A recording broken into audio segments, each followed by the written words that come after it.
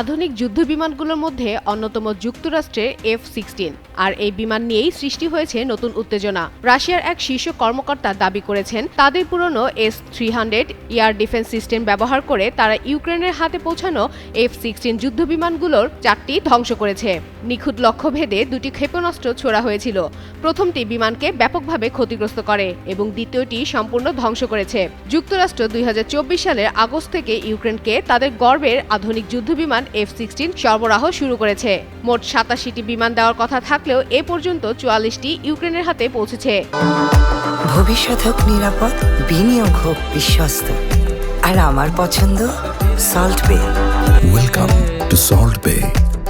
রাশিয়ার দাবি অনুযায়ী সরবরাহ শুরুর পরই এই 4টি বিমান তাদের হাতে ধ্বংস হয়েছে। রাশিয়া ইউক্রেন যুদ্ধ শুরু হওয়ার পর দুই পক্ষই বড়সড় ক্ষতির মুখোমুখি। রাশিয়ার ফ্ল্যাঙ্কার যুদ্ধবিমান ও Ka-52 হেলিকপ্টার সহ গুরুত্বপূর্ণ সামরিক সম্পদ নষ্ট হয়েছে, আর ইউক্রেনও কয়েক ডজন বিমান, শত শত ট্যাঙ্ক ও অন্যান্য সামরিক সরঞ্জাম হারিয়েছে। তবে যুদ্ধ থামানোর প্রয়াসে আমেরিকার প্রেসিডেন্ট ডোনাল্ড ট্রাম্প রাশিয়া ও ইউক্রেনের নেতাদের সঙ্গে আলোচনা করেছেন, তবে এখনও কোনো চূড়ান্ত সমাধান বের হয়নি। সাম্প্রতিক ঘটনা দক্ষিণ পূর্ব ইউরোপে নিরাপত্তা ও শক্তির ভারসাম্যের উপর সরাসরি প্রভাব ফেলছে।